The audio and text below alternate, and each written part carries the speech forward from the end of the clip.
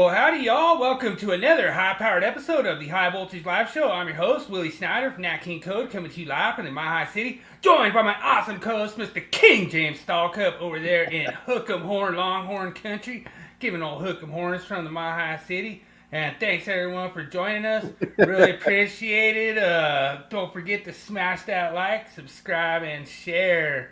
We really appreciate it. It's pretty awesome. And look already who we got. She's popping on in.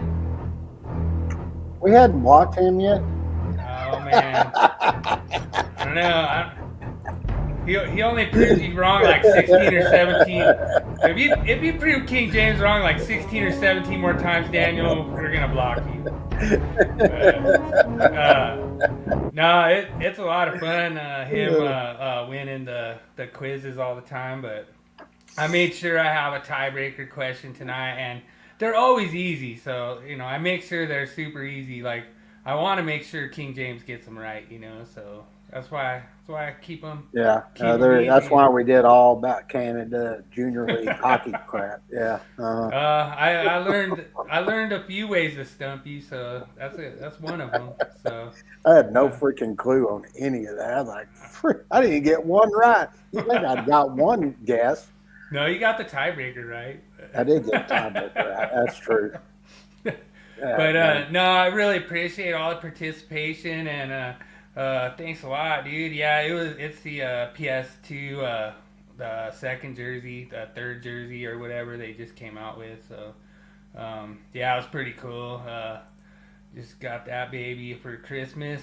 But yeah, it's always awesome having the participation from NEC Code. It means a lot, a lot of people jump in and answer. I think we got 100% correct this week, so that's pretty good. That means people are learning from the myths and they're getting them all right. So that's pretty awesome, and it's pretty awesome bringing in King James and having him do a lot of the stuff on what's going on with the National Electric Code and how things are changing for 2026, and it's gonna be interesting. I'm gonna be interested to see how they do a lot of this stuff. And well, we're gonna start tonight, and I'll do 5 each week, going into the second draft of the 2026 NEC and what was voted on, and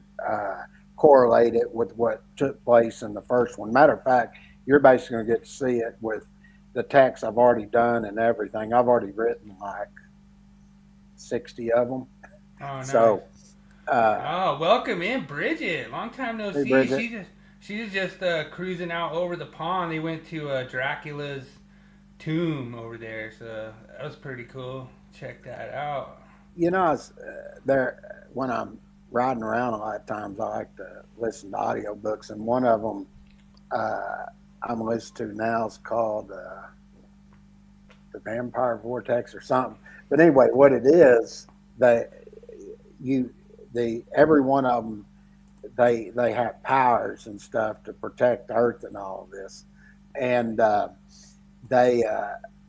one of them that is the most powerful, he never had any powers or nothing until he comes from like a very wealthy, his parents had died, and they keep all these books that talk about their power stuff, but it's in a vault, and only certain people get to go in there and have the highest of powers. I've been listening. It's actually pretty cool. I was like, this would be a pretty damn good movie if they made a movie on it. So it's interesting. So yeah, well, I'm gonna have to do the quiz on maybe Dracula or like some English stuff from over in Whitby, UK. So that's pretty cool, and yeah, it's pretty awesome. I'm glad that that you had a good time, and she says it was really cool. So yeah, that's awesome, Bridget. Glad you enjoyed it. And that is cool. But anyway, like I was saying, I'll be going through the 2026, and I'll be doing 5 each week like we did before, and when we did the first draft. So by the time the code even comes out, anybody that's watching the podcast, you'll be getting updated on it. And then I will have a change after September when it goes to Standards Council, and then I'll come back and readdress if there was something added or something that was revised. I will go through that and explain what happened also. Nice. And then, of course, to have it all together for you, all you have to do is just purchase that awesome Stalkups Illustrated NEC Change Book, which we were the first to ever write one that was illustrated all the way through and go through everything that took place. And another cool little function in that, if there are any other NEC standards or NFPA standards, OSHA standards, API, anything like that, depending on which part of code you're in, we'll have a little table up there with those sections that you can correlate with. And to give you an example, like we had going the code 20, I guess it was 17, something like that. They added 110.24 A and B available fault current. Well, where did that come from? That's from the 70E. We started requiring that, and we take and give you the 70E standards and tell you where to go get that information. We have a table there, plus we do it in the illustration. And I went back, looked at all the other publications out there, and they didn't go through any of that. They just told you it was there. They didn't really explain why it happened the way it did. So that, that's one of the good things, Dad and I being on the committees and everything that we've done all these years. We have a complete understanding, not only using the National Electrical Code in its whole, but we also understand that you need to use other standards in order to understand what the full change was sometimes. So that's another benefit you get from using the Stalkup publications. Nice. So, yeah, we got 5 over on Rumble, so cool. That's awesome, man. Thanks for joining us on the Rumble side. Really appreciate it. And like I say, the meme this week, I don't know if you had a chance to check it out, but that was a little I think I did. Let's throw it. I forgot. I've had so many things going on right now. I can't remember what I looked at, but here we go. All right.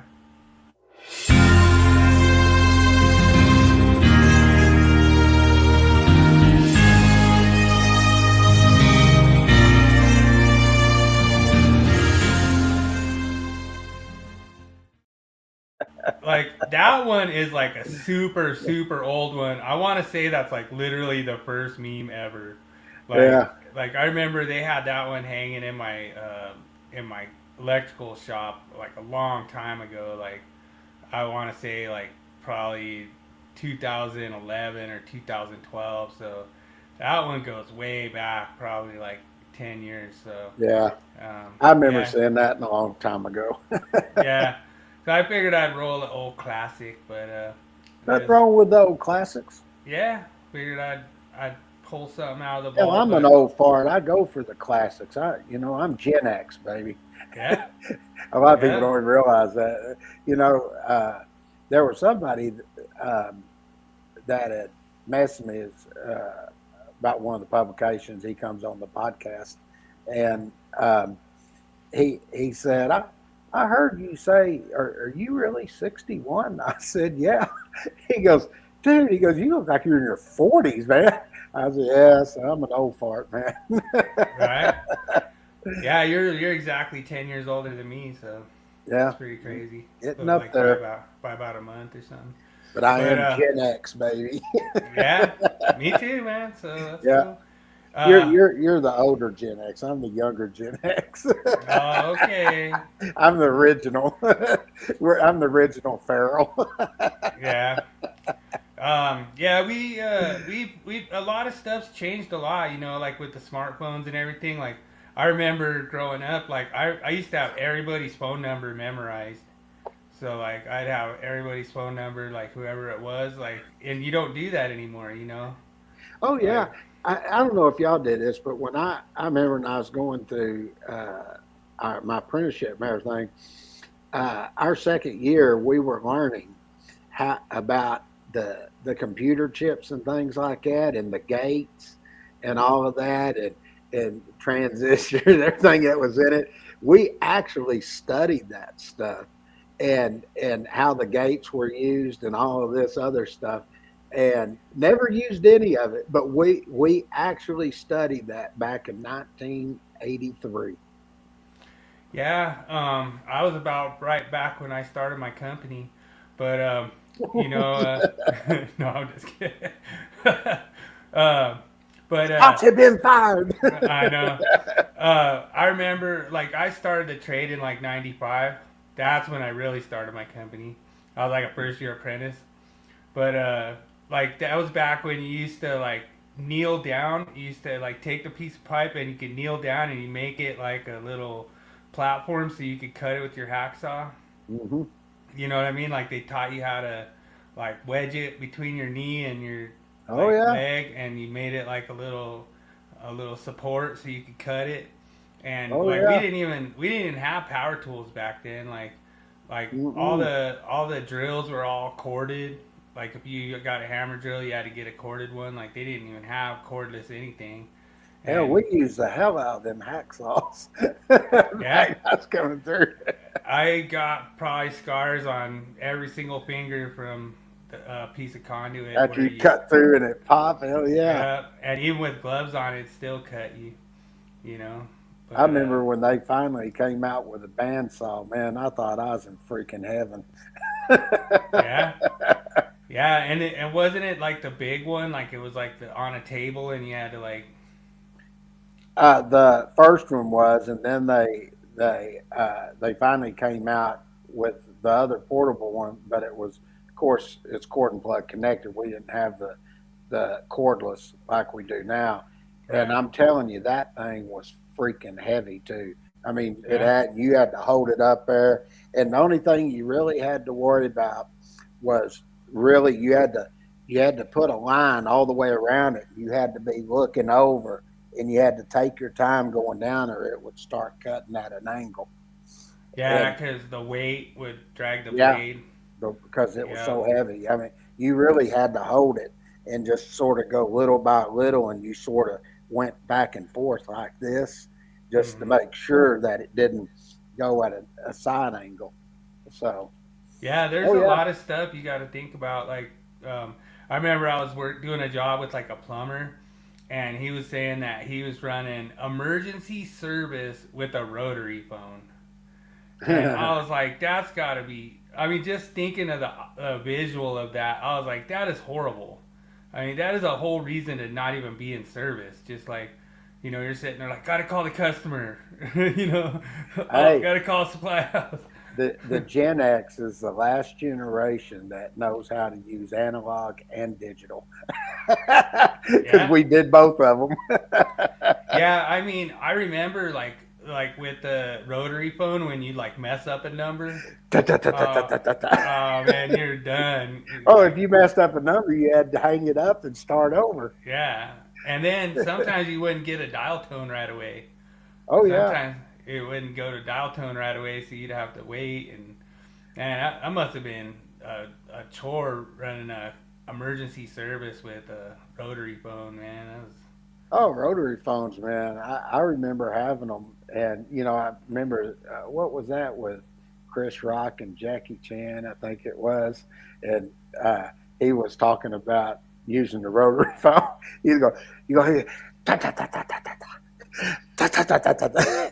He goes, yeah, and don't mess up. You got to start over. I yeah. remember when they came out with the phones, you could just push the button. The handheld. What man, that was like a major upgrade for us. And you know, kids today they probably don't even know what a pager is, but Oh yeah. pagers were the first before. We used to do the walkie talkies while I was driving around. The phone or the walkie talkies that were in the car, they'd communicate back and forth, and then we went to the pagers, and then eventually it got to the phones.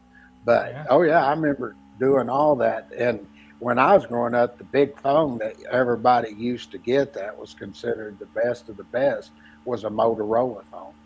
And when Oh they yeah. came out with the flip phone, man, you thought you were in freaking heaven, man. Yeah.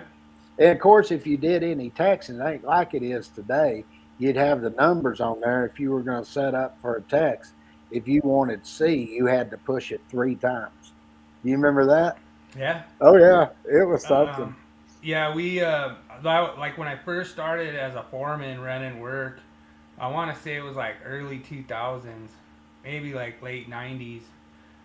They just came out with that Motorola, the push to talk, Mm-hmm. and that Yep. push to talk was like the biggest thing. Like that was so awesome. Like everybody got them for all their foremen and everyone running work. And And people really, those phones were pretty damn heavy too.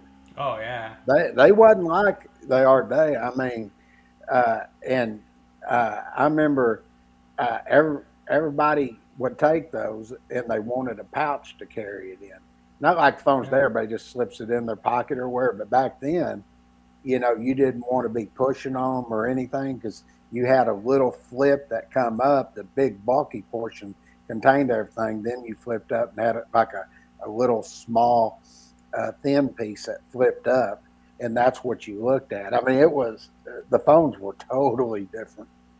yeah. The one I'm talking about was like a big brick, and Well, they that just was the very first one they came out yeah, with, and it had the little big antenna on it. yeah, Yeah, yeah, yeah. had that little antenna about that long, about that round. Yeah, I had a special case on mine, because I was a foreman at the time. Oh yeah. But I'll never forget that. But yeah, it's cool going back to the classics. But this myth of the week, I think, is a classic everyone will like. All right.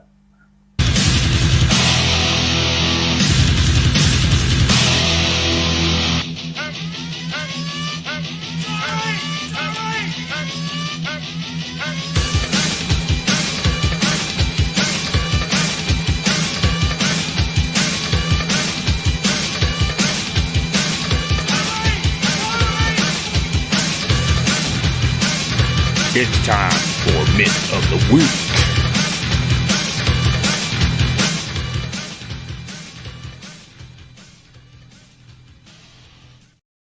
All right, love that intro.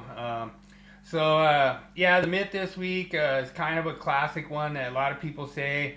This is kind of funny. I don't know if you remember that, James, but we had our apprentice of the month or our apprentice of the year, and it was one of my guys, Todd, that I worked with. He actually built this panel. So what they would do is they would prefab them, and they'd bring them out all prefabbed, and then we'd have like all the lengths of wire already for preset for the units. And like I say, this was just a good example, and Todd, I think, did a pretty good job making it up.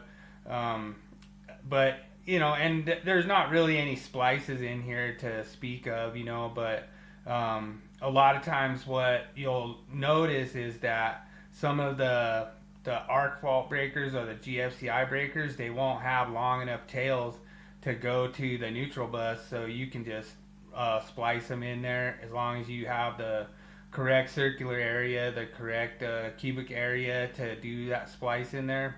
And then also another thing that a lot of people say is, like, let's just say you had a sub panel that was next to this. You could actually go and take one of those circuits from the home run and run through that panel and just use it as a feed through to go over to the sub panel.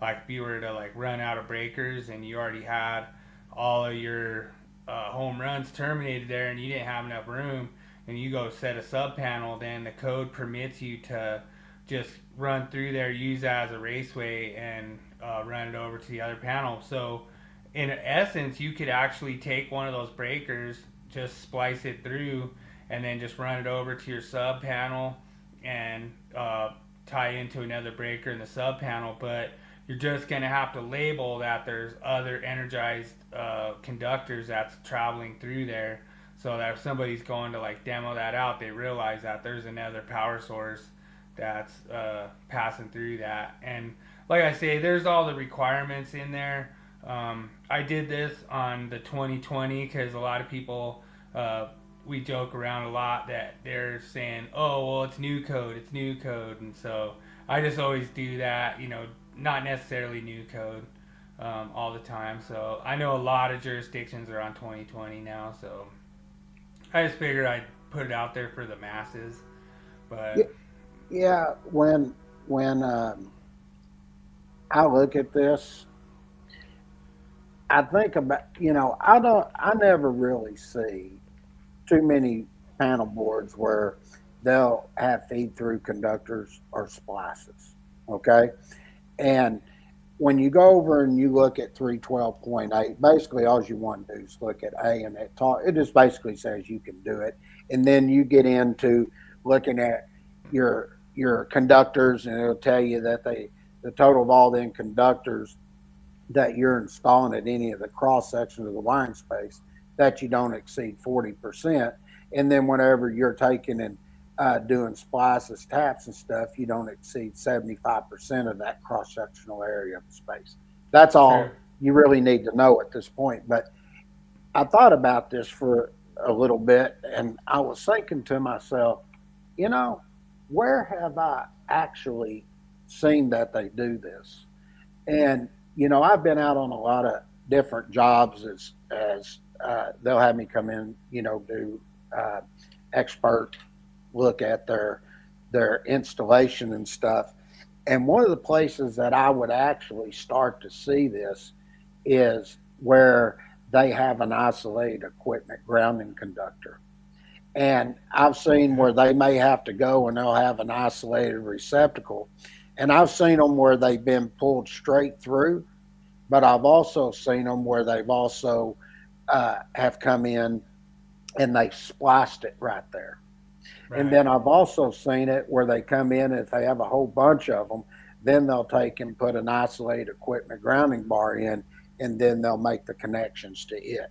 But Right. when I've seen where I've really seen them splice through, or they feed through, or where they make a splice or they feed through, I've usually seen that, especially in a panel board where it's an isolated equipment grounding conductor. Other than that, I So, really haven't seen it that much in a panel board. so we had one, and I know I'm gonna probably date myself with this one because now if you get like a new sign or something, it's like 0 to 300. So whatever voltage you have there, that's what voltage you have. But we got a new sign that came out. It was like a new monument sign, and it was a 277-volt monument sign. Hmm. Well, the old one was 208 three phase, and the new one was 277 single phase. So obviously we had underground coming up into the low volt panel, and we ended up having to pipe from that low volt panel over to the high volt panel, and then splice it and repull it.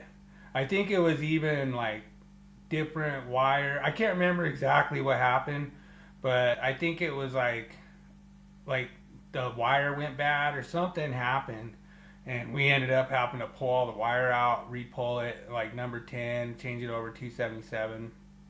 And so I think since we repulled it, we didn't have to splice. We just pulled straight through to the high volt panel.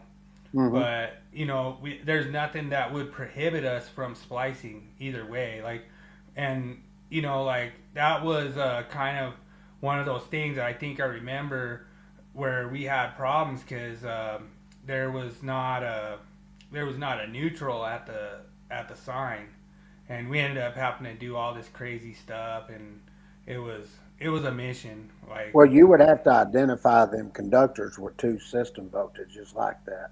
true. And usually the that would have to be marked down in some documentation within the facility if they're going to take and have two different type system voltages used. True, and it was passing through. Like that goes into like some of the other myths that we busted, where people are like, "Oh, you can't mix voltages." It's like, sure you can, as long as you have 600-volt rated conductors. Sure. And what that Well, gets into, that basically, um, when I was going through my apprenticeship, this literally, I even think it used to be in the code at one point, but we used to take and go black, red, and blue and a white for 120, 208, 120, 240, things like that.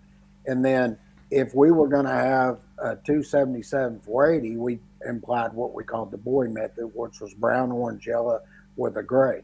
Now, okay, in the code, what they did, and matter of fact, when I teaching for NFPA is one of the things that we went through, and we talked about what conductors were considered reserved conductors. And basically, Right. what that means is if you have a white or gray with a colored stripe in it other than green, that was your neutral. Those are reserve colors in the code. The other one was green, which is your equipment ground, or green with one or more yellow stripes is a Right. reserve color. Okay. That's all that, other than, when you're getting into intrinsically safe and doing blue, your high leg orange, other than those, you basically, we're saying you can use any colors you want to identify what your ungrounded phase conductors are going to be. True. Okay. Now, the next part of that is it really gets down to the neutral more than it does anything. And if you go over to 200.6a, it talks about using the white or gray, but where you really want to look is where you get into 200.6d, because that's going to talk about where you have different system voltages within. Let's say that I took and had a 480 277 volt panel board, and I come over and I've got a box set over there. It's a junction box. And then I come out of that 480 277, come down, and I hit a transformer step down, and I've got say a 120 208 volt panel board. And I come out of there and I go up into that box that already has 480 277. So now I've got a 120 volt circuit and I've got 277. Now, you can take and use whatever colors you want for the phases, but they all got to be different colors. And then it comes down to the neutral at that point. And basically what we would do is use white for 120 and then gray for 277. And I will say this, Mike, a long time ago, and I know this 100% fact, because he that when they were making this code change, he said that if you used a white, then you had to use a white or gray with a colored stripe in it. And I remember exactly where I was doing the course. I was in Dayton, Ohio, and they asked me that, and I said, well, no, that isn't right. And I said, who told you that? And that's when they told me who told me. I said, well, that isn't correct. I said, that's your other option. And I said, why did he say that? And they said, well, he said over time you couldn't tell the difference between a white or gray. And I said, that's not true. I said, hell, it depends on what type of loads on them conductors. I said, I've seen red conductors you couldn't tell the difference over time. I said, that's a straw man argument. There was a new one, a latest one that happened where he said that it had to be identified all the way to the lug. And it was pretty funny because a lot of the code guys out there always let me know hey, guess what happened, and to me what we do out in gas and oil when we re-identify a conductor is we do tiger stripes. So we just do a one single wrap 3 times, and we give it a nice space, and I think that looks nice and I like it. I like the little tiger stripes, but in all actuality, we'll have to do that as a myth one of these weeks.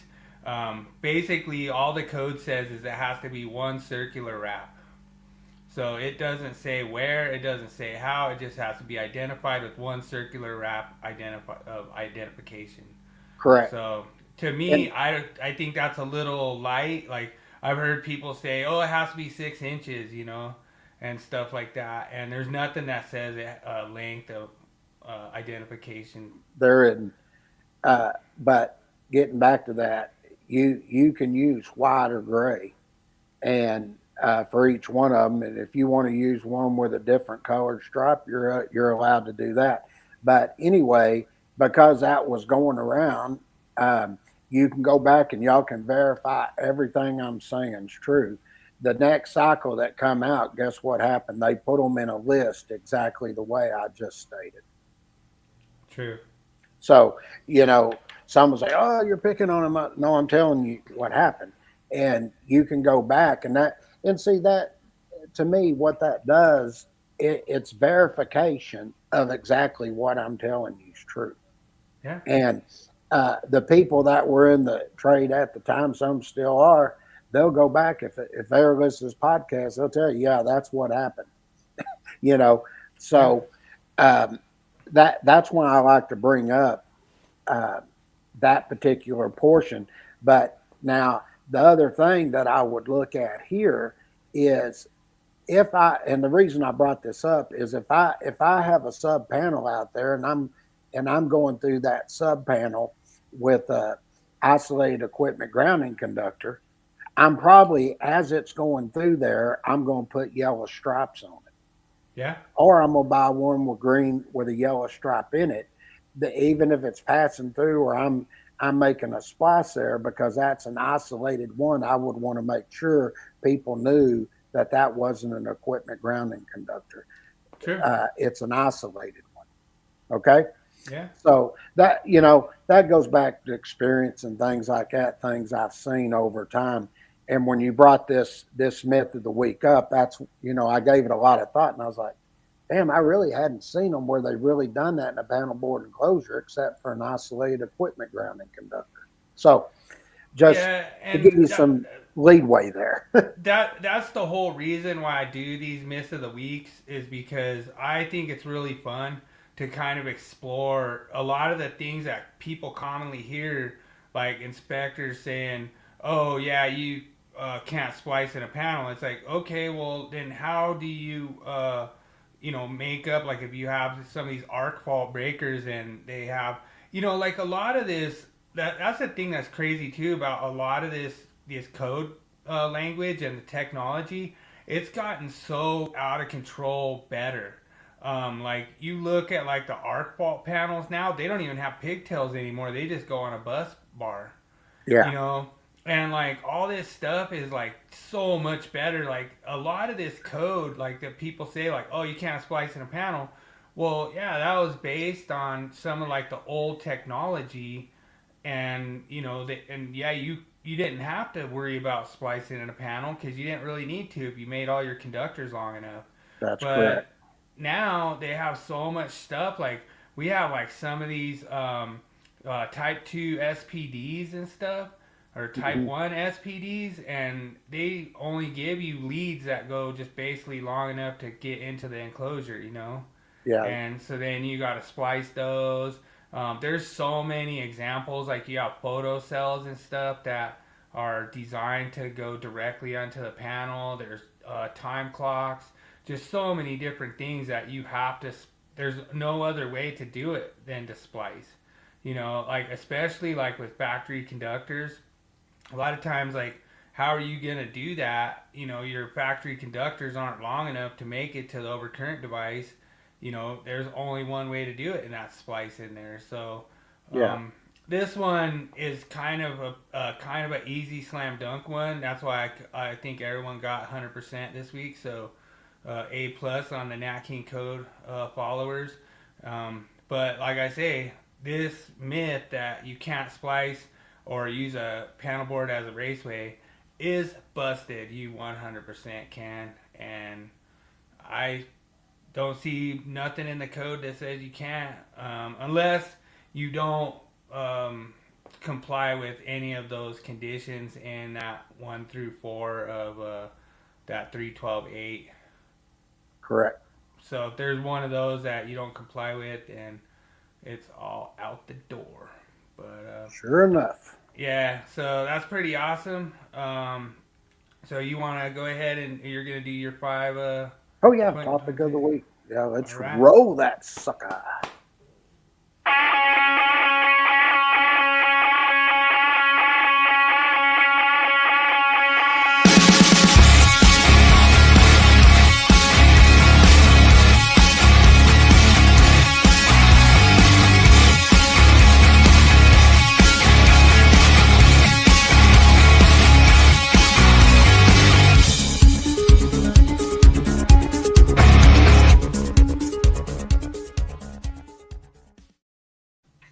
I'm just so glad that we get to do a code change one where I get to like laugh at my public inputs and how they didn't pass. Well, we're not at those yet. I can tell you that. All right. Now, this is a big change. basically what you're going to see, they deleted some stuff here, and now you're just going to see where they put through and through in 90.3. And basically what they did is they're clarifying in this revision that chapter 8 is no longer going to be independent. Okay. Right. So when they did that, it basically they're telling you that these communication system articles, you got 800, 810, 820, and 830, that they're no longer going to be independent from chapters 1 through 7. And then they also made a change in this that's important, that I had to go back and I looked at to make absolutely sure for the titles of these chapters that they've been changed from special to specific. Gotcha. Now, the reason that's important, because say if I go in and I look at 240.4G, you get into specific. It doesn't say special, it's specific. So this is going to be a good change here. I always wondered why chapter 8 was independent anyway, but they've made this change, so no longer will chapter 8 be independent of 1 through 7. That they're basically telling you that when you look at chapters 5 through 8, they can supplement or modify the requirements in chapters 1 through 8. Okay. So is that to basically make it to where chapter 8 actually you have to use chapter 3 wiring methods, or like what would be the reason for it being independent? Well, yeah, you would still, that's a general requirement using those wiring methods. But if there's something in there that supplements or modify what's in chapters 1 through 4 that are applied generally, then you can apply chapters 1 through, you can apply what's in chapter 8. Gotcha. Because Okay. that would actually modify when, if it independent, it couldn't modify? Sure. In other words, if they come in and told you don't put GFCI protection on it, that modifies anything that's in chapters 1 through 4. Gotcha. Okay. All right. Then this is an interesting one, because the only change you're going to see is they took this information that was there and they added it in the informational note. Okay. And to give you an example of what type of appliances or what is considered a type of appliance. Now, I find this interesting, and I want to bring this up. And I wish you were here, Jeremy. I would love for you to clarify this for us, or Ted, or any of y'all. Y'all made fun of me, told me I didn't know how to write a public input, but I specifically gave an example of an area that would be considered for what is considered an outlet. And they come in and gave me some bunch of crap under certain rule, blah, blah, blah, of NFPA. That couldn't go in as an informational note. And then they come in, that was in the first draft. Now they come in the second draft and they give me examples of types of appliances. Yeah. I mean, it goes back to what I've been trying to say. There's a double standard. You know, you want to apply a certain rule if you don't want to give an answer. And this is to y'all in co-making panel too, because y'all are the ones that did it on an appliance branch circuit, because I wanted an example, and I'm sorry, for an individual branch circuit. And I listed items and stuff for each one of them, and they gave me the same excuse, but yet they turn around and do it here. That's a double standard. And I agree. And the thing is too, that just to clarify, the examples of appliances are devices that mix motors and you got clothes washers, air conditioners, food mixers, and deep fryers. Yeah. But it goes back to my point, is at first it wasn't able to put it in there, but now it's in there. So I've got a problem with it. Well, okay? And just like mine, where they couldn't add outlet to individual branch circuit, but the outlet's always there anyway. We just need to say it's always there. Sure. Now, another one they added here was where you deal with a grounding electrode bonding conductor. Okay. Basically, they put this new definition in so you would be able to distinguish and understand the difference between the bonding conductors and the grounding electro conductor. Now, let me explain what was in here before. Now, you're going to see right after that, you're going to see grounding electrode bonding jumper and grounding electrode bonding conductor. Now, what they tried to do, first of all, this was in there. It was grounding electrode bonding conductor, okay, and they left out bonding jumper, and basically it got to the second correlating revision, and they come back and they said no. The main definition that we want to look at here is going to be the grounding electrode bonding conductor. That is the preferred term. The second preferred term is the grounding electrode bonding conductor. Okay. So okay? You can't use jumper anymore? No. That's the preferred term. Okay. All right. And, got you. All right. And when they got here, they did the exact same thing. You'll see where they added in green the equipment bonding conductor. You'll see the preferred term that's set up is equipment bonding jumper. Gotcha. So they've come in and they've changed some terms. There's more than this. There's one more here where they get in and they deal with an impedance. And this is one that they add. This is actually a brand new definition. And this was put in here to clarify that the impedance bonding jumper carries the fault current at a level that's less than the value determined, which is in table 250.122 or table 250.102C1. But they put that new definition in to clarify what is an impedance bonding jumper and what it does. And then they made clarification one more time. The preferred term is an impedance bonding jumper. And the second preferred term, which is the alternate, is the impedance bonding conductor. Gotcha. Okay. That's cool. And that gets me through the 5 changes for this week. There wasn't a lot that were hard to explain, but next week we'll have another 5. All right. Well, we can go ahead and go to our man versus the machine. And you want to go tool of the week first? Oh, yeah. Let's do tool. Sorry about that. Okay, no worries. Let's roll it.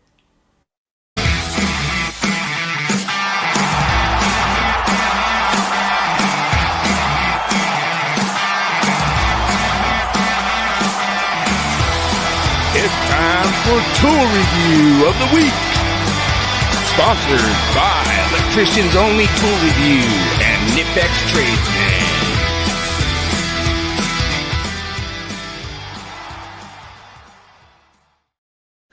All right, so this week we're going back over to the red side with the Milwaukee.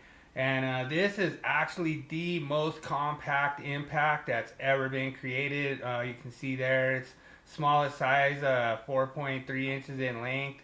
And the thing I really like about this, it like fits in your pouch and it has a lot of power. Like this actually turned me on to the Milwaukee version. This is the 12 volt setup, so you'd have to kind of change up if you're already in red with the 18 volt. But I really like this. This is not. The reason I'm doing this is I was actually at a little thing where they were demonstrating a bunch of their new tools that are coming out. This is actually not out yet, so I know it's coming really soon. Like I want to say within the next month or so. But they were letting us try it out and, seeing like how long the batteries last and stuff. And that's like one of the best 12 volt tools I've ever seen. Like, honestly, I liked it a lot. I mean, it's basically like having an impact finger, like it's just, it gets in there real tight. I liked it a lot. And like I say, if I was going to switch up to do kind of a little bit of a red package, they're coming out with an impact and a drill that are both similar with this like short stature, so you can get in there tight. they have a lot of power. I was really impressed. They were breaking bolts with it and stuff, and I was like, yeah, like that's me, man. I gotta see bolts break, or else I don't think it has any power. But that's one of the things you gotta watch too. You don't want to give this thing to your apprentice and just say, here, go put in some devices, because next thing you know, they're all snapped. But it's one of those things I always tell my apprentices not to use impacts with certain things, but where you do need an impact, I really like this, It seemed like it got in like really tight spaces. They were showing it going in between like a 6-inch stud. Oh, really? And yeah, that was pretty impressive to me, man.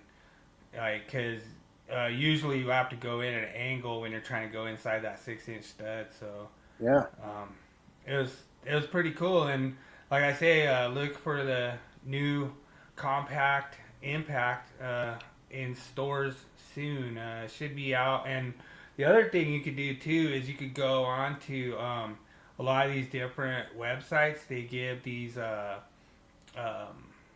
online coupons, and you could get like buy a tool, get a free tool, and get a free battery charger. And I've known people that's gone in there and got like the new tool, battery charger, 2 batteries, everything for the same price as just the tool, Oh, that's cool.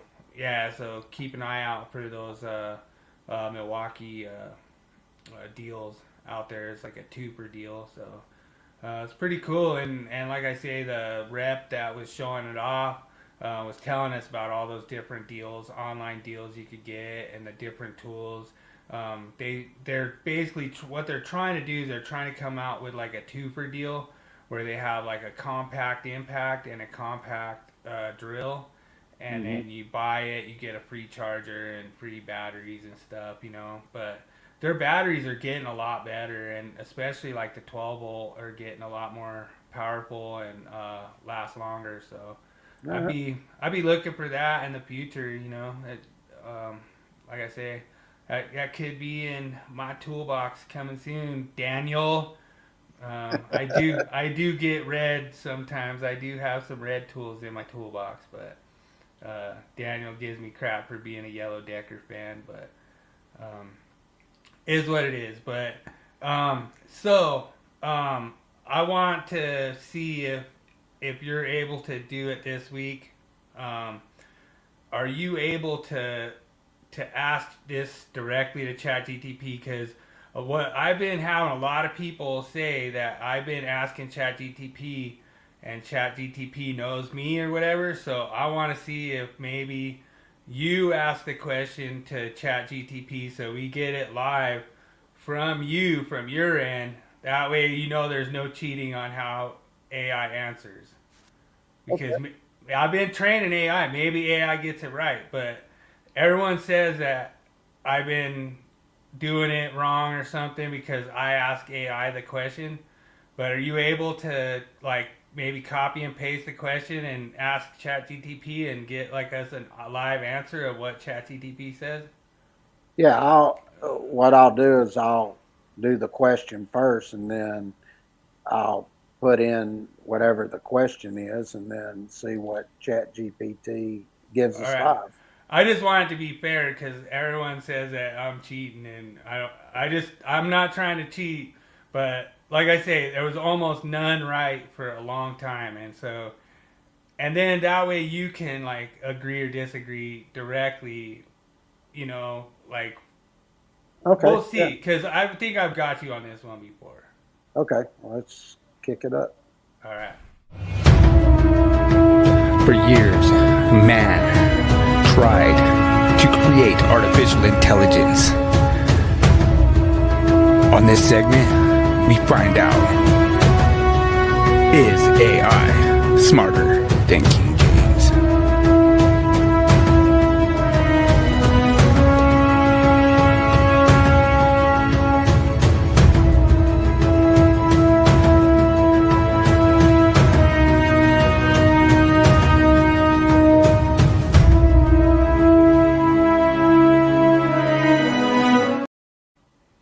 So, I just want to make sure that's fair because like if you get it wrong and AI gets it right, I want everyone to know that, I'm not cheating, Okay.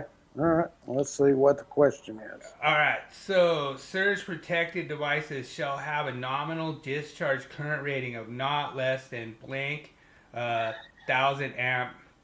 And this is a 2023 code change out of the Stallcup code change book. So, I might get him on this one. Is it A, 5K, B, 10K, C, 22K, D, 65K, or E, there is no minimum requirement for surge protecting devices? Good I luck. think this is over in 230.67E, I think, but I think it's 10KA, if I remember right. So you would be wrong on that reference, but let's see what AI says. What was the reference? It's in 225, I think, is surge protected devices. Oh, well, that's well, you didn't ask for that's for where you're dealing with outside branch circuit and feeders. This is in services, but we'll look at that. I'll Well, pull it's that up. whatever reference is surge protected for surge protection. I wanted to say it was 225, but maybe I'm wrong. Maybe it was 220. Well, 225 has it too, but I thought you were dealing with services.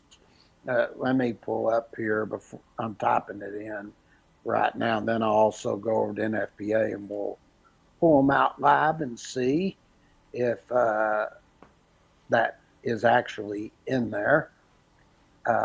Because in 240 we did this, it has to be a minimum of 5K. 5K. Okay. And that's the breaker. That's the overcurrent device rating minimum. Okay. I just went over. I just typed in the question. So let me get over here and go to share screen. Let me go to Chat GPT. And don't be surprised with so wacky answer. Okay, there's the question. So I'm going to hit go and let's see what it says. It says rating of not less than 20. Okay. Oh. That's what it says on here. You're disagreeing. I mean, right away we're going between 5 and 10. I think. Well, I'm disagreeing with it. So now what I'm going to do is I just pulled up NFPA, and if you go over and look at that, let me stop that real quick. All right, now let me come over here, share screen. Let's go over to NFPA. I've just pulled it up. And if I look at 230.67E right here, it says have a rating of not less than 10 KA. And that's SPD? Yeah, surge protection device right there. And if you come up here to 230.67, here's your surge protection devices. Wow. So, all right. Because I know that the reference that was in your code change book was, I believe it was 225. I want to say it was 225.7 possibly. Well, it depends on what you're looking at and where you were applying it. It was a 2023 change, so was that a change or was that already in there? Because maybe they changed it. Because it was word for word with... it was in surge protection devices. I don't know what article that is. Let me come over here and look. Look in 225 here real quick. And that's what it's still. But you're right. I think that was an outside feeder. So 225.42, and you pick up E, you got the 10 KA too. Nice. So yeah, that was new, but I just naturally, my mind went to services, and but they did add it here. Now what you need to do is copy and paste that back into ChatGPT. Let them know it's wrong. Man, beat the machine. I'm doing it right now. Another week in a row. So we're training AI, folks. So if you see AI wrong answers, it's not from us. We trained it. Did the best we could.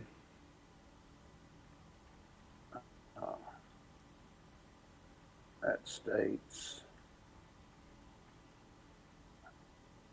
I'm putting it in right now. Just tell them that King James is correcting them too, so they know. AI will get the message. Therefore, don't ask me how King James got into AI's mouth. I don't know how that ever happened, but okay, I'm gonna let you read it and see if I put it in there properly. Let me stop sharing here. Let me go to a new screen that I just did, and here is ChatGPT, and here's my response right here.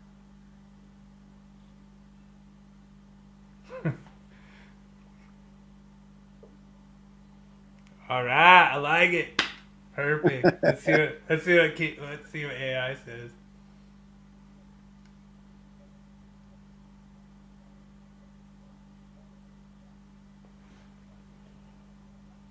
King James was spot on with the answer. All right. That's funny. Sweet. So the machine actually is hopefully learning from us, and like I say, that segment is really fun. I appreciate it, and it's really awesome. I love when the thing is, like, where do you even get 20 KA from anyway? Like, it's just guessing sometimes, you know. So yeah, like there's nothing in the code that, like, you'd be 10K, 5K, 22K.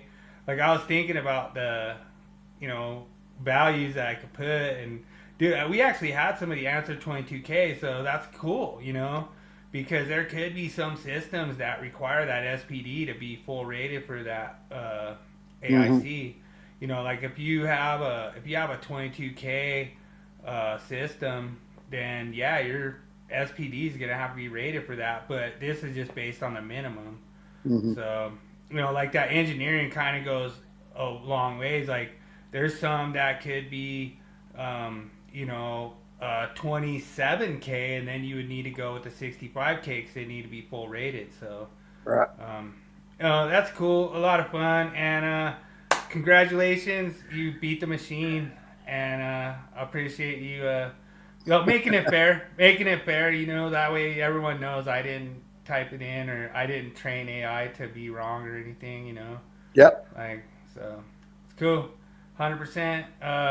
You want to do Willie Quiz? Yeah. Let me kick it off here.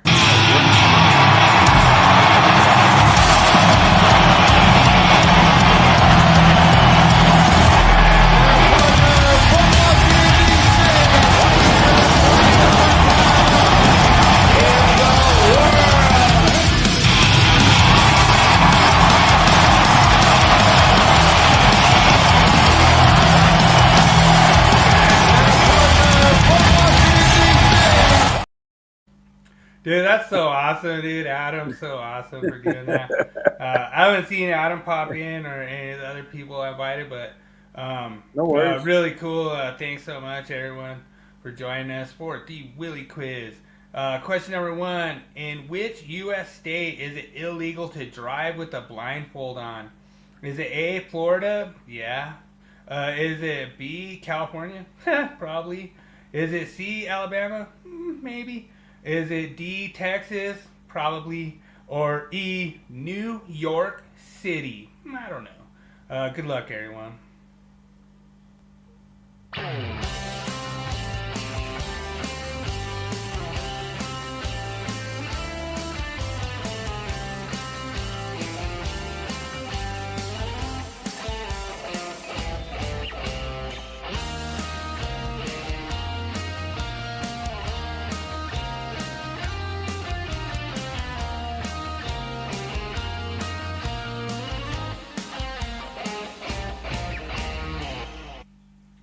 I always think. I always think of this blues song called "The Florida Man," and it says he's trying to beat evolution, but it's like every damn time I'm reading the news, it's gotta be that Florida man, but it's just funny, and Daniel is going to Alabama, man. Roll Tide for old Mike Kozlov. Mike Kozlov gets a Roll Tide in the chat. It's funny. They actually have a law in Texas. Welcome in Sunday Night Army, Jacob. That you're not allowed to eat your neighbor's garbage. Oh, really? Yeah. Look, it's Adam. Adam showed up. Just in time. Nick awesome, dude. Thanks. A lot of times King James tries to run over on purpose to try to get people to not join. So I had to set up a little bit of false hope, so now I throw them off guard, hopefully. Yeah. Well, I've got one for you that is a really interesting one. And this is an electrical one, okay? In the city of Austin, you're not allowed to carry wire cutters in your pocket. Isn't that something? Yeah. But I just know I know a lot in Texas, but I've actually done a lot of.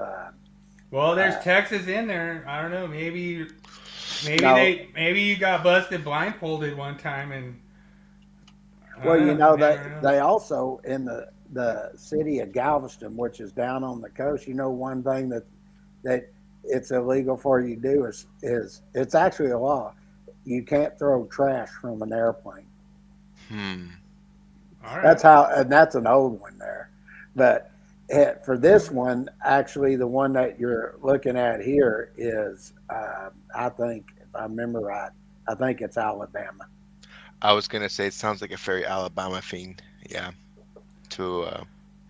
All right, well, looks like Sunday Night Army comes in and everyone copies his answer. It is Alabama, correct answer. Thanks, Jacob, for getting the right answer, and everyone copies you. So, just to let you know, Jacob, a tie with King James does give you the win. So, King James, I do have a tiebreaker tonight. All right. Okay. In what Canadian province is it illegal to leave a vehicle's engine running while unattended in a public place?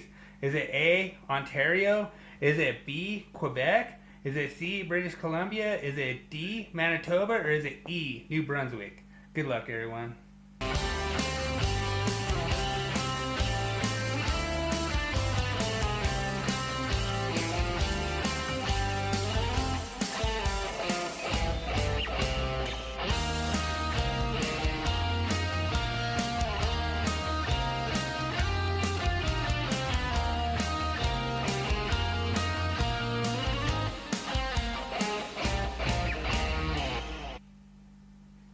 Now, I don't know a lot about Canada. This is bullshit. Oh, man. Jacob from the Sunday Night Army, you guys need to check out his podcast. He does a lot of independent artists, and he plays their songs and stuff, so appreciate you jumping in, Jacob. And he's going with, it's probably his shitty province of Ontario. So I'm pretty sure it is Ontario. I'll give you a freebie. King James. Now, Daniel's going B. See, I was about to say Quebec. I'll tell you why, because we've done this before, and it always seems like Quebec has a whole bunch of freaking crazy ass laws that we've done. So I'm with Daniel. I have no idea, but it always seems like Quebec has the craziest laws. So I'm gonna go with Quebec. Okay. All right, and chalk one up for the Canucks, and the Canadians score a victory against King James. It is Ontario. So you guys both get a correct answer and take the lead tonight. So I'm getting tired of all these Canada shit on here. I split it up, dude. I put Texas in there sometimes. You need to add some Mexico in here because it's closer to me down here. I'm right. on the far side from Yeah. Hey, but we have Canadian guests, so that's why I try to do it. All right. So question number 3: in which U.S. city is it illegal to disrobe in your car? Is it A, right here in the Mile High City, Denver, Colorado?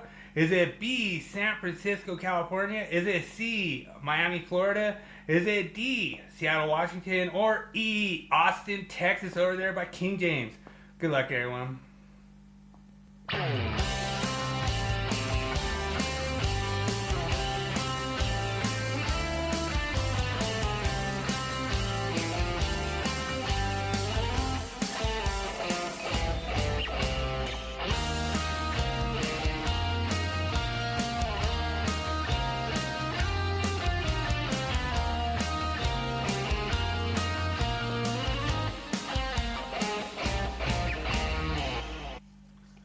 All right. I'm throwing a challenge flag. Whose answer are we going to steal this time? All right, so I got a wrong. This one's wrong. I know this a little bit, and I know when they first started doing this. This was mainly when they started putting this in. This was down by where you on the coastal regions. I think they did it once in New York. I think they did in Oregon, and I think they might have in California. But it was at beach places where they made this illegal to disrobe in your car. And I think it was only a couple, but it wasn't many. But they wasn't big cities like this. Daniel's going Miami. See, he's looking at what I am on a coastal region, and that's why I was going to say that. I think it's too cold for him. Jacob's calling out Austin, Texas. Awesome. Nothing would surprise me when it comes to Austin, Texas. But yeah, that's true. I mean, they do. You have to have anti-short bushings on your MC connectors. They do have the river there, and they do have Lake Travis, which wouldn't surprise me with the college students. But I think it's a coastal thing, and I think there's other ones other than the one that's going to be listed here. So I'm sort of with Daniel. I think it's a coastal, so I'd say Miami. I am going to go with Denver. Ooh, yeah. I mean, that could be a lot of disrobing in Denver. Everyone gets it wrong. The answer is B, San Francisco. See, I said it was a coastal one. I knew it. Yeah, I don't understand. I do try to research every single one of them, like as much as possible, but it didn't give me any real reason why. It just said it was against the law. And then I went and checked all the other ones, and it didn't say it was against the law to disrobe in Austin, Texas. So you're safe, King James. You can go over there and disrobe when you lose the Willie Quiz, and it's all good, man. I did that a lot back in the college days. There, I didn't know that was a problem. I know. I got you. Well, it's not. It's not against the law. We thought it was perfectly fine in the 80s.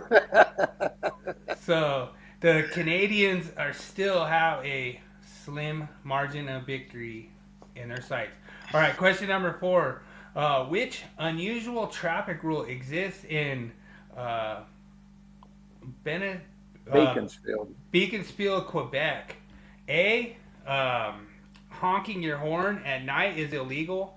B, it is illegal to back out of your driveway. C, you must always yield to bicyclists even if they run a stop sign. D, driving with an open water bottle is prohibited. Or E, it is illegal to flash your brights at law enforcement. Good luck, everyone.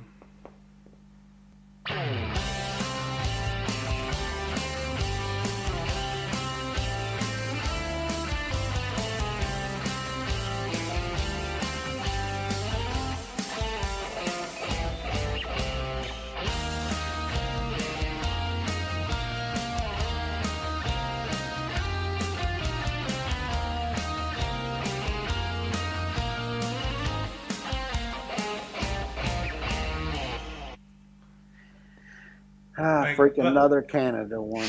like some of these might be like a little repeat ones that I've used before, and I'm trying to see if King James remembers them, But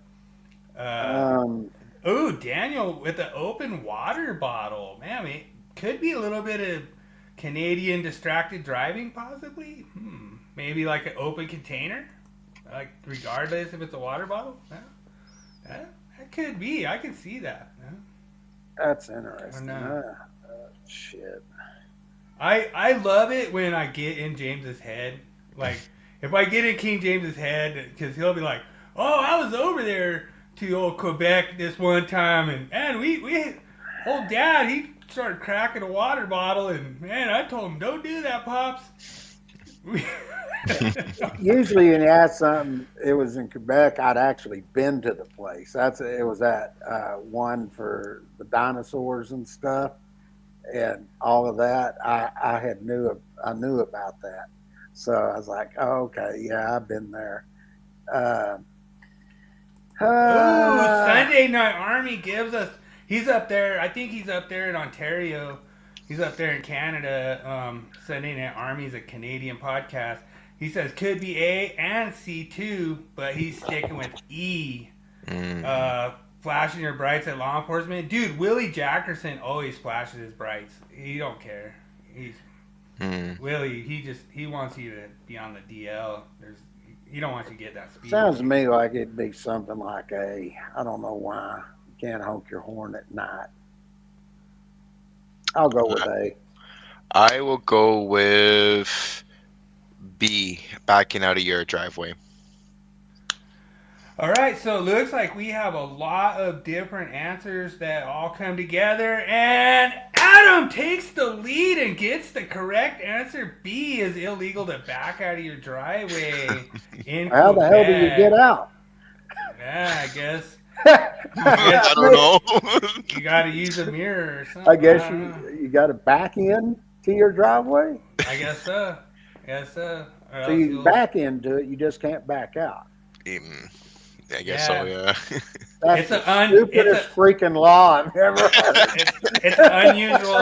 It's unusual traffic rule, but hopefully over there, Quebec gets a hockey team soon, and then, like I say, I'll have two favorite teams. I'll have Avalanche and Quebec again. I got a question on this. Mm-hmm. Are they required to park in the street? Maybe. I mean, they probably have signs. That literally makes no sense. Okay, all right, next one. I would imagine that it's only if you get in an accident. So, like, if you get in an accident, they're like, were you backing out of your driveway like a dingus?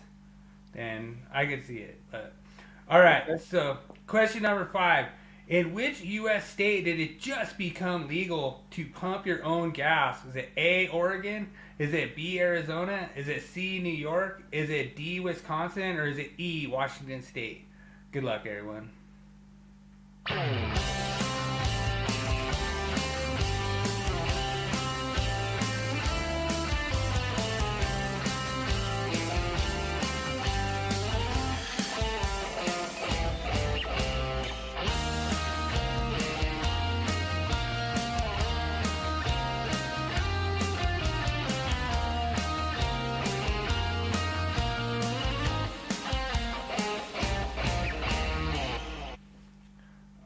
Right away, Daniel wastes no time Googling it and coming up with A, Oregon.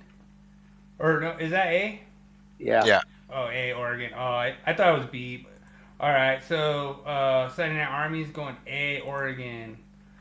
So I was like, oh, Arizona, but I don't know. This is easy. I'm sure everyone knows it. Well, not if you hadn't been there. I've been there. There's 2 states actually that don't allow you, and you didn't have one listed, so I'm assuming this just became legal.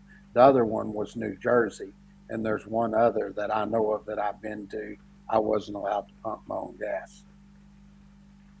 All right. What do you got, Adam? I was going to go with A as well. Y'all got it right. All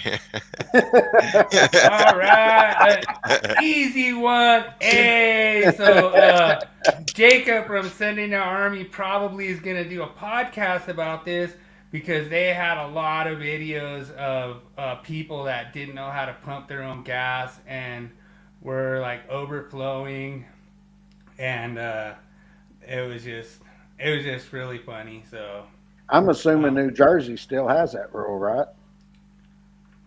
I would imagine actually AI got this wrong when I tested the questions, and I asked it, and AI said it was still illegal in Oregon, but it's not. It's legal.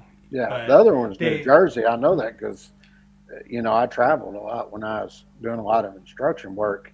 And I remember first time it happened was New Jersey, and I got out and they said, "No, we pump the gas here." I'm like, "What?" I didn't know what to say. I was like, "Okay." And then we were in Oregon, and that happened. I was actually in Portland. Oh, that's hilarious if they're pumping it in a garbage bag there, Jacob. That's funny. Yeah.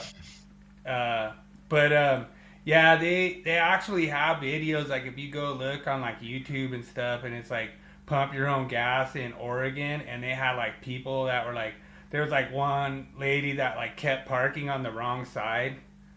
Oh, like, yeah. She like went like 7 times and like didn't get the right side. Like it was like 7 times in a row or something. And like she got out to pump it, and then it was like the wrong side, and then she, and then she finally goes to pump it, and like it was just funny. It was like they were doing all this weird stuff, like they were just like couldn't figure out how to like open their gas thing, like there was just like all this different like confusion. So it was kind of an internet sensation when they actually changed the law and said you could pump your own gas, because everyone was just so used to it being like against the law, and they're like, why do we have to pump our own gas? Like, that's weird, but Yep. And of course I will go ahead and do the tiebreaker, since King James always wants a tiebreaker even though he doesn't tie. But tonight Adam is gonna take the glorious win. Once again, he's gonna have a crown on his car, on his vehicle, doing cookies and donuts in the Tim Hortons parking lot tonight. But, I'll do that whether I win or lose. Yeah, all right. What Canadian province is it illegal to drive with a parrot on your shoulder? Oh, man. Manitoba. I don't think it's Manitoba. Jeez.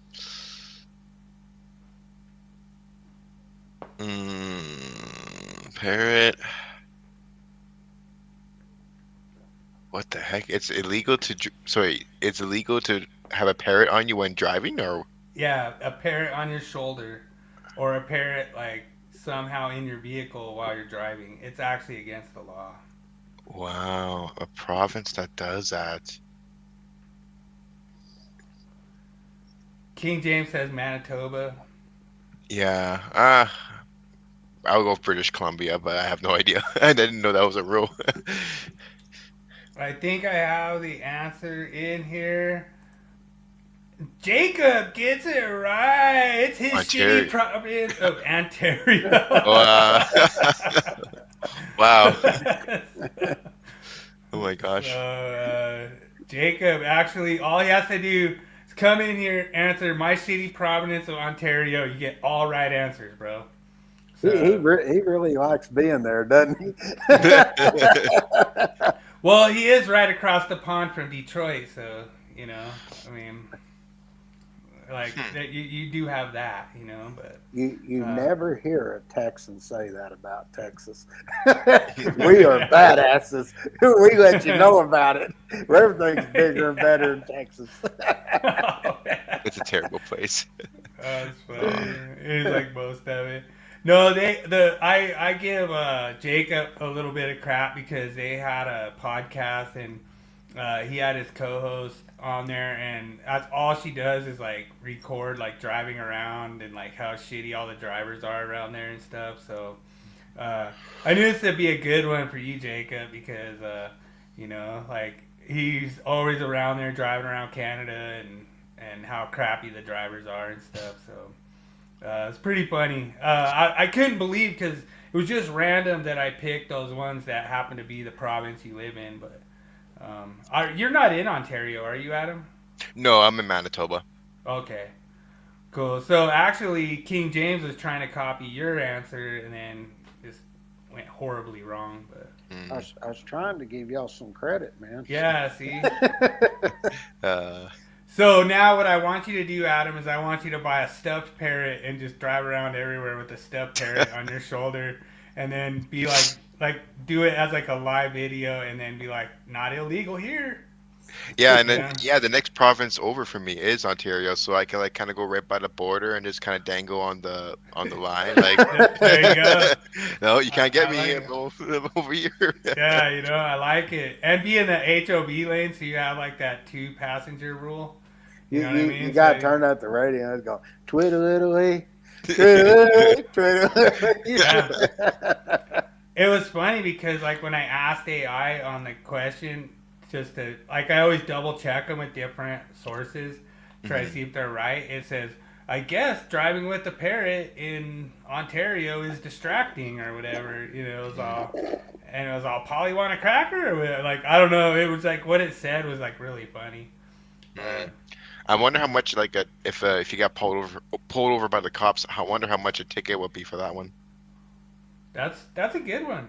On the next Willie Quiz, what are all the fines for doing all that? And then like King James can really be happy because he'd be like, I didn't even know what the dang offense was, and now I gotta figure out what the fine is. But really awesome. There's like 4 people over there on the Rumble side, so thanks so much for joining us on the Rumble side. Appreciate it. I'm still freaking out. You can't back out of your freaking driveway. That just, I mean, that makes no damn sense to me whatsoever. I guess you have to back in. The only thing I can think of is you got to park on the street. So that's one of the things, and I don't know if this is like a Canada thing or whatnot, but when we'd work in like gas and oil and we'd go to some of these gas plants, they would force us to back into our parking space, so like if there was an emergency, we could like leave real quick, So maybe DJ remembers that. That might have been a thing. Yeah. Yeah, I don't know what happened to Jeremy. I think he's still upset about last week. Yeah, he got screwed hard last week, man. Like. He like boosted our comments like over 100 like for our podcast, and like it was like all like 500 of the same question. Yeah, I quickly Googled it just now. So the backing out of your driving in Quebec. So this unusual traffic rule is meant to improve safety by ensuring drivers enter the road facing forward, reducing blind spots and the risk of collisions. That's all it says.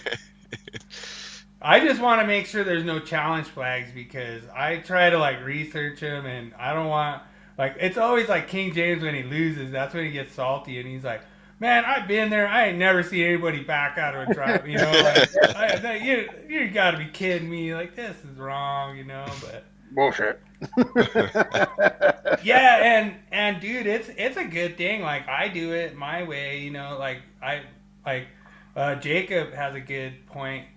He backs his truck in, and I like that too, Jacob. Like I like backing it in. Like my wife just pulls straight in the driveway, and then I'm like, well, it's gonna take you forever to get out, Nah, because girls don't look.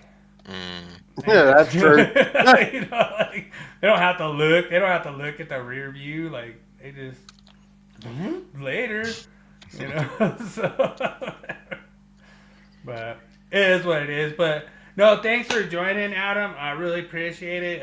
So awesome to have you join the show. And we love the collaboration. Go check out Team SOS Podcast. It is the best on YouTube.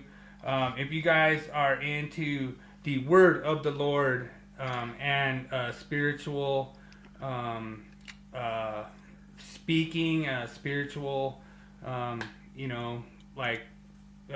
people that speak on your mental state and everything. Like Adam's really good at that, like breaking up with the girlfriend, different stuff like that. Like it's pretty cool, dude.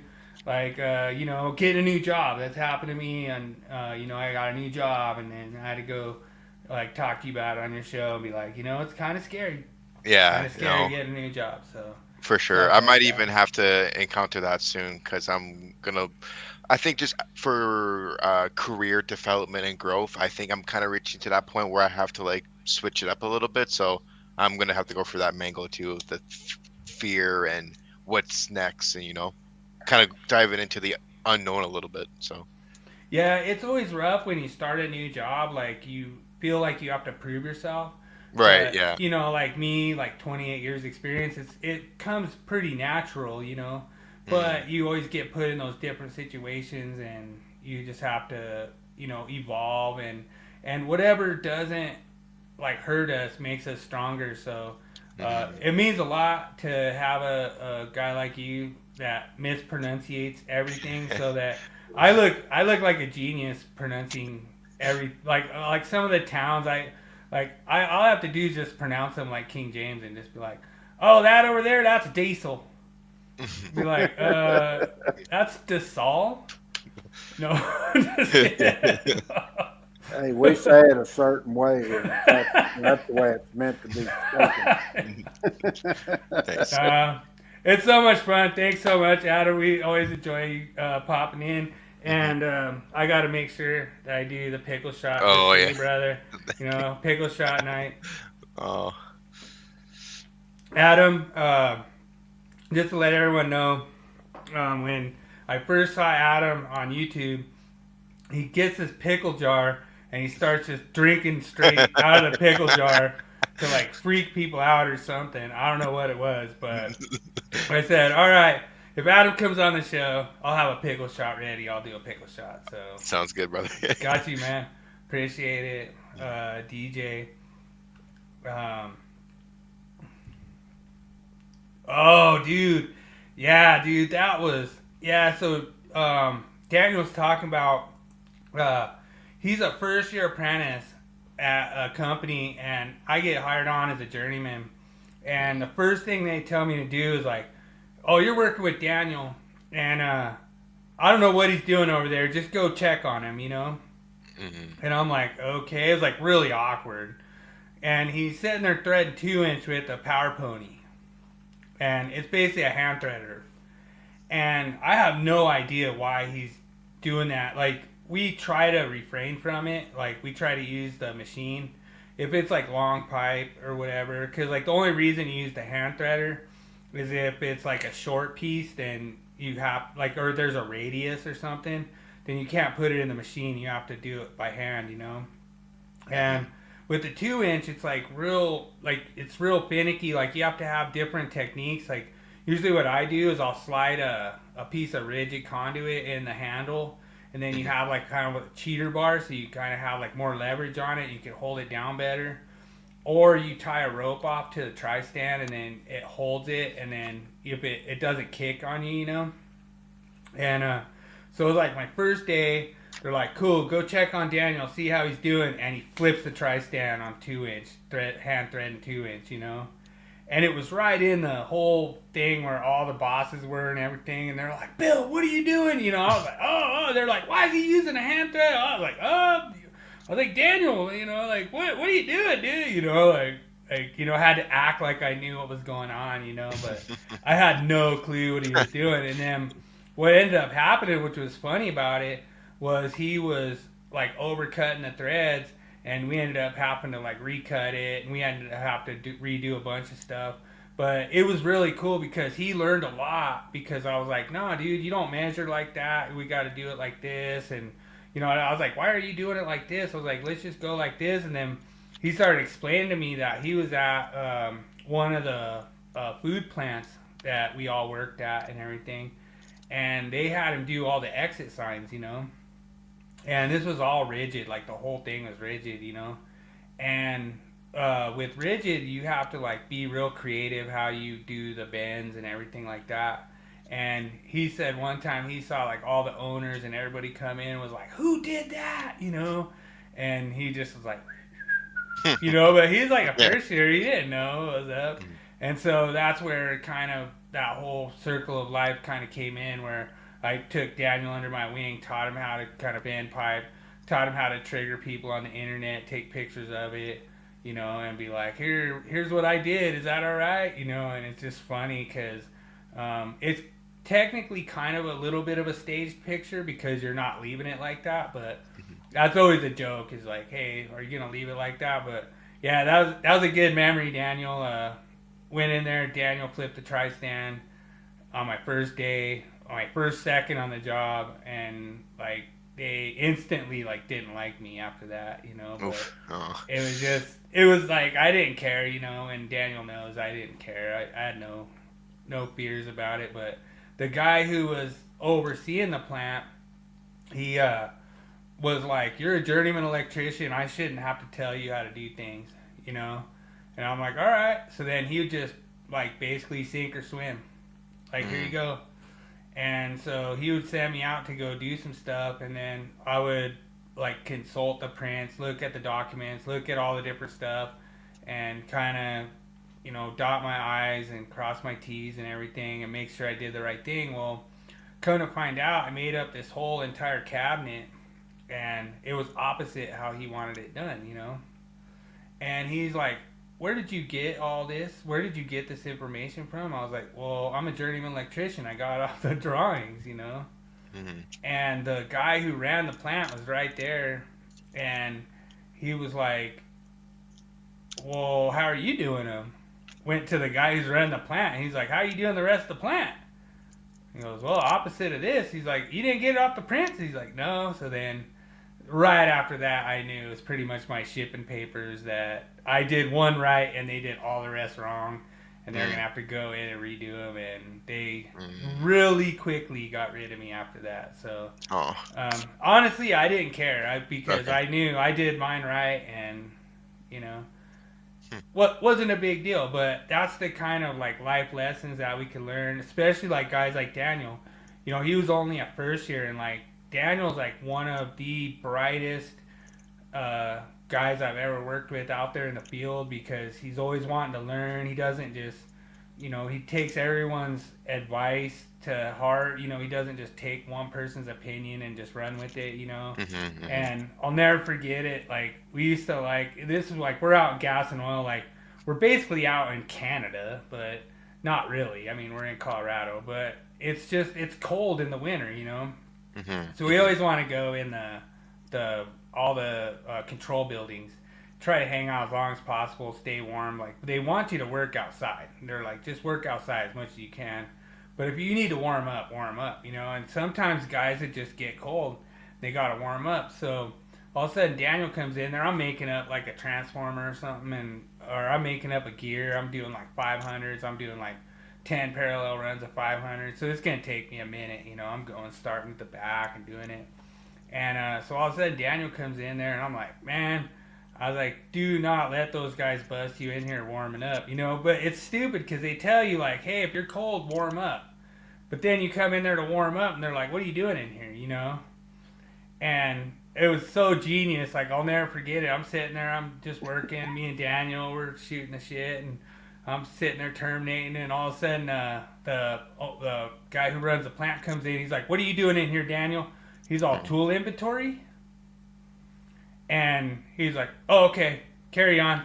And he took off, you know, and I was just like, genius. I was like, that was genius, dude. Like because they were like always losing tools.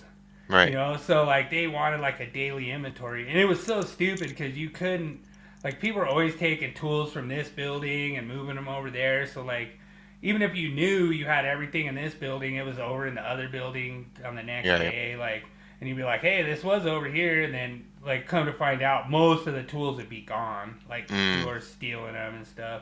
Right. And like most of the stuff that we had at our building would stay put because we were keeping track of it. But that's how we're keeping track of it, because Daniel was doing tool inventory, and it was pretty cool. Like ever since then, anytime you wanted to like stay out of trouble, You just say, oh, we're doing tool inventory. We're making a daily inventory of tools, and 100% genius, Daniel. I got you on that one. Big brain Daniel.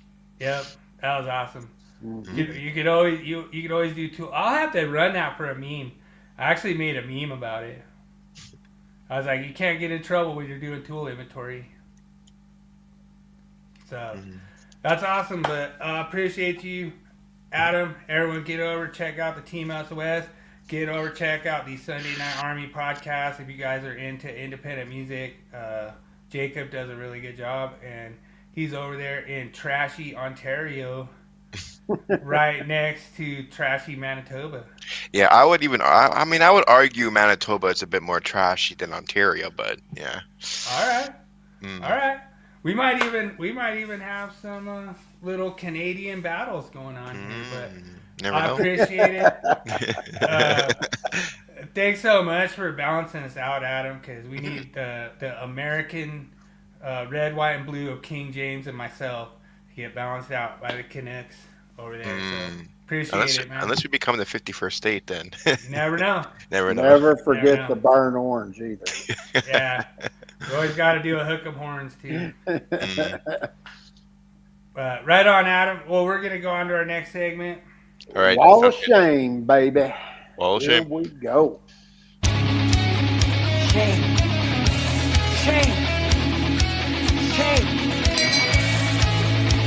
Shame. Shame. Shame. Shame. Shame. I just want to say thanks for Jacob showing up. He said, good job, guys. Thank you, brother. And, man, great show. Dude, I appreciate Adam. Jacob is the legend. Sunday Night Army is the legend over there in Ontario. He is the man in Ontario. This one has a little bit of everything in it. Damn. I don't know about the cable clamps. He got that weird little ground wire coming off there with like a hose clamp. Well, my favorite is the spigot right above the It's like the pointing receptacle. up. They could have like reversed that spigot like 180. It'd be way better. Mhm. Like I don't understand why it has to like shoot up like that, but You got the Yeah. exposed non-metallic sheet cable, Romex, rope, whatever you want to call it. the guy who posted this, John, Mappin John, he actually is retired, and he's like, I cannot believe this. He's like, I'm so glad I'm retired, but like, I don't know if there's really anything. This might actually be a good new cover for Wall of Shame. Wow. I mean, that is something. Like, I don't understand how that could even be considered safe at all. Like, oh wait, we grounded it with a piece of aluminum foil. Wow. You know, like that was ridiculous. That just goes to show that's why we have the wall of shame every week, because you see stuff you just wouldn't believe somebody actually did. 100%, man. That was Wow. that one. That one's pretty Wall of Shame worthy. I think that could be a new cover pick. But you know, like I say, every week we never disappoint. You know, like, but like I say, the Willie Quiz was actually really awesome. That's so cool. Like, getting Adam another victory, getting another Canadian in here that just like is crushing on the Canadian answers, and I really like that because like you actually killed it on the American answers, on the U.S. answers. I knew those. Like you knew Alabama right away. Like you weren't even questioning that. You know. Yeah, I even knew the one changing, disrobing in your car, because and gas stations. I knew those. Yeah. Well, I didn't really know it. I knew it was a coastal one. I missed it, but I knew it was a code, and I know why it was put in there. So I want to say the San Francisco one is kind of maybe like a corner of Height and Ashbury thing, possibly, but I don't know. That would be my guess, but well, it'd be interesting because I'd be the reason I went with Miami because I could see them disrobing, wanting to change and everything, get in the ocean. It's warmer there. I wouldn't have thought they would be doing that in San Francisco. That's why I didn't go with it. I agree. Well, we still have 4 over there on the Rumble side. Thanks so much for joining the Rumble side. It's so awesome. The Rumble is just killing it. And last week, dude, our views were way up last week. So that's really awesome. We really appreciate it. And don't forget to smash that like button and subscribe to the channel. And yeah, I actually see 8 views on Rumble already. Yeah. So it's picking up. It is. But I don't really got anything else unless you do, James. Nope. I'm ready to end it and go get something to eat. All right. Well, I'm hungry. I really appreciate everyone for joining us. And as always, remember, make every day an easy day. I'm out. Amen. Everybody have a good weekend, and we'll see y'all next week.